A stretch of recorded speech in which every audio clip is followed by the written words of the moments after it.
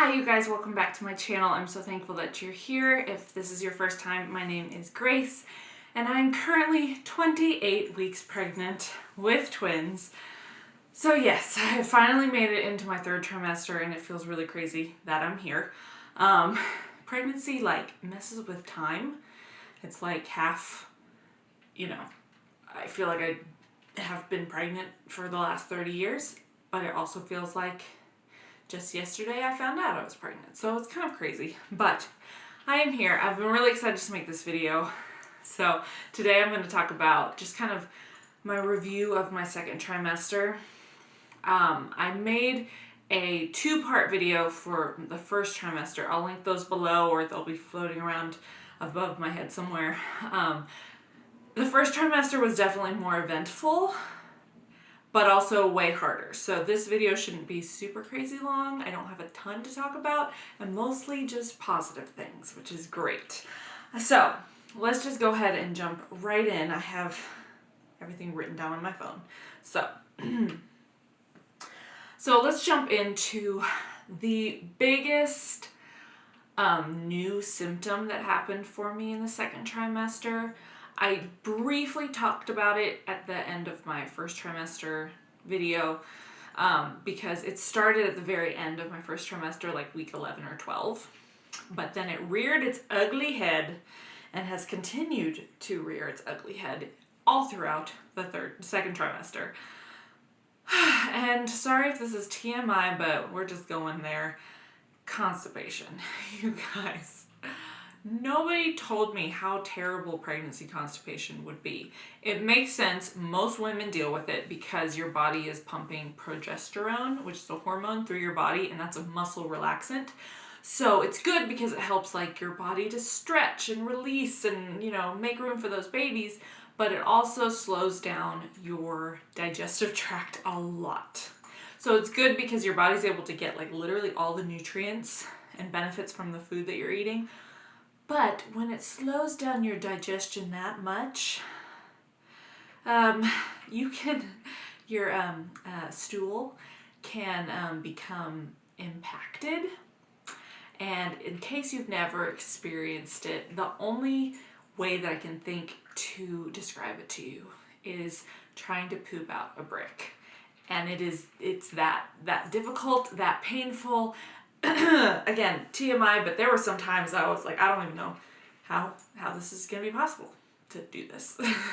I feel like birthing a baby is probably easier. But anyway, yeah, it's miserable. And I'm already taking extra iron supplements because I'm having twins, and iron also leads to constipation, and there's constipation in my family. So I knew it was going to be bad. But it was bad. And especially week 14, 15, 16, 17, around in there, it was horrible. It has improved, and I'm going to walk you through some things that I did that has helped. I still suffer from it, but it's way better than it was. So first off, drinking tons of water. You need to do that during pregnancy anyway, but that will aid in the passing of your stuff. So drink tons of water. Sorry, I got the hiccups. Breathing has gotten very hard now into my third trimester. Drinking lots of water. Walking really does help. I'm a school teacher, so 4 to 5 days a week, I am on my feet 8 to 9 hours a day walking, and that really has helped. But it's made me have to go to the bathroom at work sometimes, and that's horrible when you have to pass one of these things and you're at work. Stuff of nightmares. But walking really does help. So if you have a desk job or maybe you're not working, try to go for some walks when you can. This one is old, and I didn't want to believe it, but it really works, and that's prune juice. Prune juice. I have never had prune juice before. It seems like a grandmother drink, but it helps so much. I've been drinking so much prune juice, and it does amazing things. If you never really had prune juice or the thought of it grosses you out or whatever, I would encourage you to just try to drink it for a few days and you'll probably acquire the taste. That's what happened to me, at least. I thought it was so gross the first couple days, but now it just tastes like regular grape juice, or I honestly think it kind of tastes like wine without alcohol. I'm not a big wine person, so you might totally disagree with that, but it really has grown on me, and now I can drink it without really gagging. So prune juice. I put a lot of chia seeds into my food, chia seeds, and I think hemp seeds and flax seeds. All three of those kind of do the same thing for your fiber. I just tend to choose chia seeds, but those really help. I eat oatmeal almost every morning, and I put chia seeds in them. And then I'm taking a fiber supplement, and that really helps as well. So those are my kind of tips to help get through it. You check with your doctor or your midwife or whatever, but most, stool softeners and laxatives are safe. The way my doctor put it for a laxative, just get one that says gentle. So there have been an occasion that I've taken those. I've been taking stool softeners more often, and those have really been helpful. So yeah, you can definitely look into medication.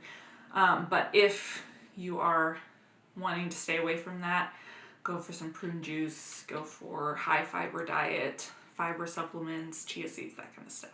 Along the same lines as constipation, a side effect of constipation that is also very common with pregnancy are hemorrhoids, another fun topic. Hemorrhoids is definitely something else that I have dealt with, but it's very, very common in pregnancy, and a lot of women get really severe hemorrhoids after they actually give birth. So we'll see if that happens for me. But I have had some hemorrhoid issues. I haven't had any terribly painful ones, but I have heard some horror stories. So there's lots of over-the-counter medication that you can take to help with hemorrhoids if that's something you're struggling with, because they're not fun. They're not fun at all. But thankfully, I don't think they are actually that terrible. They don't pose a big threat to you or anything. They're just inconvenient and uncomfortable. But it is what it is.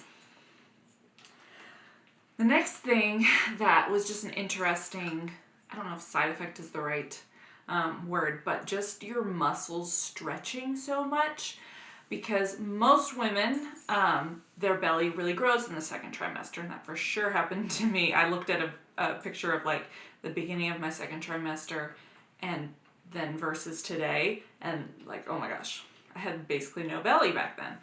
So your muscles are going to stretch, especially if this is your first pregnancy. All of this is going to be new. Your skin is going to stretch. The skin can become really itchy. So I'll show you what moisturizer I have been using that's been really helping, but just keeping your belly really moisturized helps with the itchy skin. But the main thing I wanted to talk about was what is it called? Round ligament stretching, or round ligament pain. That seems to start for a lot of women around week 14. That for sure, it was right at week 14 for me. As your uterus is growing and things are shifting, this round ligament pain is probably going to start around week 14. Basically, I want to stand up and show you, but I'm also wearing pajamas. But I'll stand up anyway. Ugh. It's this muscle right here. I don't know how much that's actually in view. But it's basically what's holding up all the weight. And it can be really painful.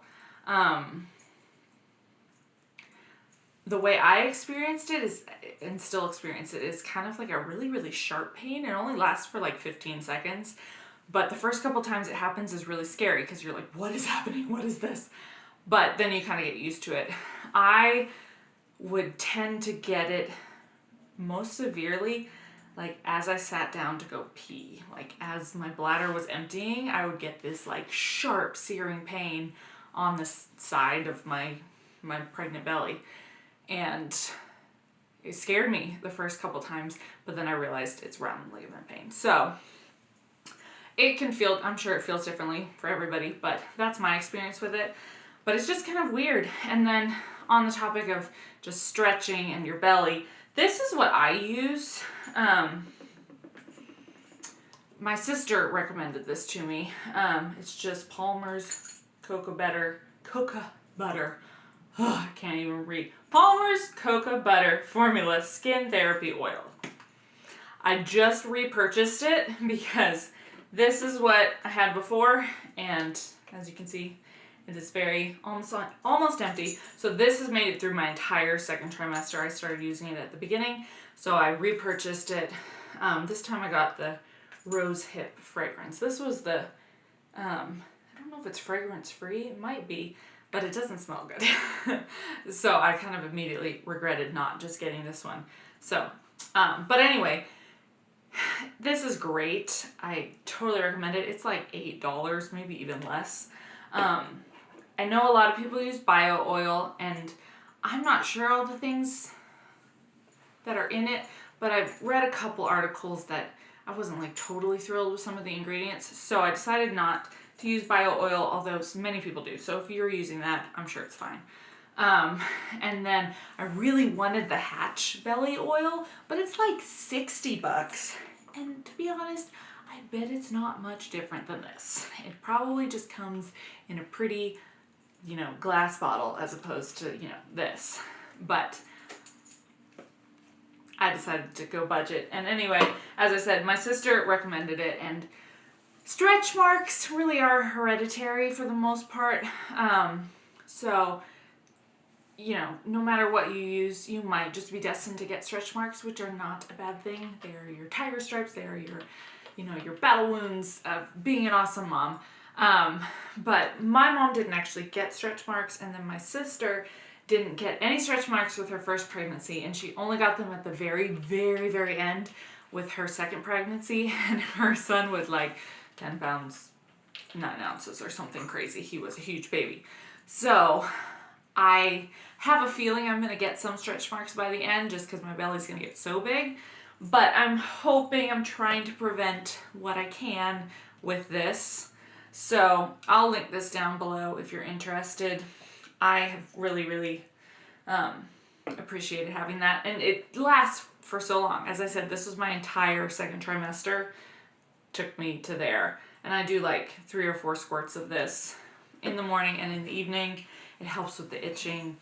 It is supposed to help to prevent stretch marks, but also if you get them, my sister said it really, really helped to minimize the look of them after she had them. So that's what I recommend. A couple really, really wonderful things about the second trimester, the honeymoon trimester, is my nausea has gone down extremely, to the extreme. I do still take my prescription medication from my doctor because there were a couple days that I forgot to take it in the morning, and I did start to get a little nauseous by like lunchtime, but it was nowhere near what I dealt with in the first trimester. So I feel like a normal person again, which is just such a blessing. So less nauseous, and I do have more energy. I can tell now that I've entered my third trimester, the lack of energy is starting again. I'm getting so tired. But in general, the second trimester has been really, really nice, and I have felt more energetic and like I can actually do things and I'm a normal person. So that's been a blessing. And then just a couple, almost done, 2 more things. I wanted to talk about something that I've been craving, which is just kind of odd. I haven't had any weird cravings like, pickles and ice cream or anything like that. But the one thing that I've really craved is like sour gummy candies, like Sour Punch straws and Rips. And now that I'm naming these off, I really want them. But sour gummy candies. One of my coworkers got me like this huge bag of them. So I keep it at work, and whenever I'm having a rough day, I just eat some sour gummy candies, and it's so wonderful. But yeah, in general, I've just been really, really craving sweet things, which I know is an old wives' tale showing that I'm having girls, which I am having girls. But yeah, I've definitely been craving sweet things. And then finally, my only like major tip is if you are a married person, or even if you just wear rings at all, once you hit that second trimester, just take them off. Stop wearing them. My husband and I have these little silicone ones, so those have worked really, really well. But I am totally a ring wearer. I always wear my wedding ring and my engagement ring, and then I usually wear 2 rings on these fingers. And way at the beginning of my second trimester, I couldn't even tell that my fingers were starting to swell, but my rings got stuck on my fingers. And if you deal with claustrophobia or anything like that, you know the panicky feeling like, oh my gosh, I can't get my rings off. I'm gonna die in these rings. And logically I knew if I just go to sleep in the morning, my fingers will be less swollen, I can get them off. But I freaked out. So I was able to finally get all 4 off, but after that I was like, no more. So I just started wearing the silicone one. That I haven't felt at all uncomfortable, and even if my fingers swelled more, I could cut this off if I needed to. So I would just suggest, once you hit that second trimester, even if you don't think things are swelling yet, it will probably start to swell on just a random day. And if you're wearing rings on that random day, you might have a panic attack. So other than that, I think that's pretty much all that I have to say. I would love to hear y'all's stories or experiences, either in your first trimester or second, or let me know what is to come in this third trimester. It's crazy to think I'm in the home stretch. These babies are going to be here within the next like 10-ish weeks or so. It's kind of crazy. But anyway, thank you guys so much for watching. As always, I would appreciate if you like and subscribe. I have some videos coming out soon that I'm really excited about to share with you, and I can't wait to introduce my girls to you guys once they're here. So I hope you have a wonderful rest of your day.